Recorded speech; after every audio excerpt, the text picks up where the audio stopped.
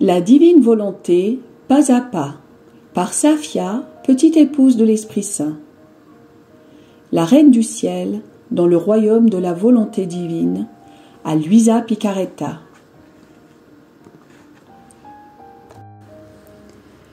Prière quotidienne à la Reine céleste. Au nom du Père qui m'a créé, et du Fils qui m'a racheté, et du Saint-Esprit qui me sanctifie. Amen. Fiat voluntas tua. Reine immaculée, ô céleste maman, en ce mois qui t'est consacré, je me place sur tes genoux maternels, m'abandonnant entre tes bras comme ton enfant chéri, et te demandant avec véhémence la plus grande de toutes les grâces, celle que tu m'admettes à vivre dans le royaume de la divine volonté. Sainte Maman, toi qui es la reine de ce royaume, permets que je vive en tant que ton enfant, que ce royaume soit rempli de tes enfants. Je me confie à toi afin que tu y guides mes pas et que, soutenu par ta main maternelle, tout mon être vive constamment dans la divine volonté. Tu seras ma maman. À toi, ma maman, je confie ma volonté pour que tu l'échanges contre celle de Dieu et qu'ainsi je sois assurée de ne jamais quitter cette divine volonté. Je te prie de m'éclairer afin que je comprenne bien ce qu'est la divine volonté. Amen. Je te salue, Marie très pure, conçue sans péché. Le Seigneur est avec toi. Tu es bénie entre toutes les femmes, et Jésus, le fruit de tes entrailles, est béni.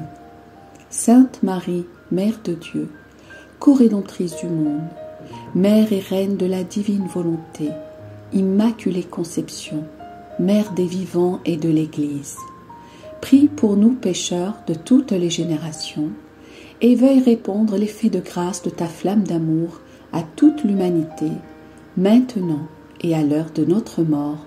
Amen. 22e jour. Le petit roi Jésus est né. Le ciel et la terre exultent. Les anges sont de la fête et invitent les bergers à venir adorer Jésus, la vie de la Sainte Famille à Bethléem. L'âme à sa reine immaculée.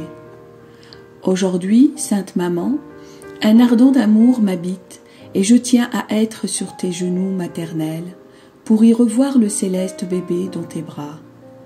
Sa beauté me ravit, ses regards me transpercent et ses lèvres, au bord des sanglots, m'incitent à l'aimer. Ma très chère maman, je sais que tu m'aimes. Par conséquent, je te prie de me faire une petite place dans tes bras pour que je puisse donner à mon petit roi Jésus mon premier baiser et verser mon cœur dans le sien pour lui confier mes secrets qui m'oppressent tant. Pour le faire sourire, je lui dirai « Ma volonté est à toi et la tienne est à moi. Établis en moi le royaume de la divine volonté. » Leçon de la Reine du Ciel.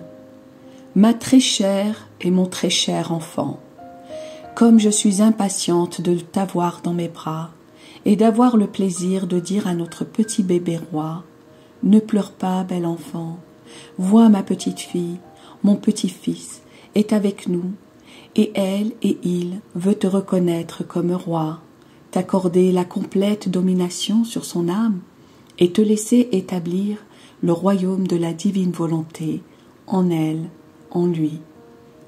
Fille de mon cœur, fils de mon cœur, pendant que tu contemples le bébé Jésus, écoute-moi bien. Tu dois savoir qu'il était minuit quand le petit roi quitta mon sein maternel. À ce moment, pour signifier ce qu'il venait accomplir dans les âmes, la nuit se changea en jour. Celui qui est le Seigneur de la lumière faisait fuir la nuit de la volonté humaine, la nuit du péché, la nuit de toutes les méchancetés. Toutes les choses créées se précipitèrent pour honorer leur Créateur dans sa petite humanité. Ainsi, le soleil hâta son lever pour donner son premier baiser de lumière au petit Jésus et pour le réchauffer de sa chaleur. Le vent purifia l'air de l'étable par une douce brise qui fredonnait « Je t'aime ». À l'oreille de l'enfant, les cieux furent ébranlés, la terre exulta et trembla jusque dans ses fondations, et la mer devint tumultueuse avec des vagues gigantesques. En somme, toutes les choses créées reconnurent que leur Créateur était arrivé chez elles et rivalisaient pour chanter ses louanges. Les anges illuminaient le ciel en chantant des airs mélodieux de tout que tous pouvaient entendre. Gloire à Dieu au plus haut des cieux et paix sur la terre aux hommes de bonne volonté. Le céleste bébé est né dans la grotte de Bethléem et il est emmailloté de l'ange. Les bergers, qui étaient de garde dans le voisinage, entendirent les voix angéliques et accoururent rendre visite au petit roi divin. Chère fille, cher fils, quand j'ai reçu mon fils dans mes bras et lui ai donné mon premier baiser, j'ai ressenti le besoin d'amour de lui donner quelque chose qui m'était propre, et lui présentant ma poitrine, je lui donnai abondamment du lait formé en moi par le divin fiat. Qui pourrait raconter ce que j'ai alors ressenti, ainsi que les mers de grâce, d'amour et de sainteté que mon fils me donna en échange. Ensuite, je l'emmaillotai dans des langes pauvres, mais propres, et le déposai dans la crèche. C'était sa volonté, et je ne pouvais rien faire d'autre que d'obéir. Cependant, avant cela, je le partageai avec mon cher Saint Joseph en le plaçant dans ses bras. Oh, comme il exulta! Il le pressa sur son cœur et le charmant petit bébé versa des torrents de grâce dans son âme.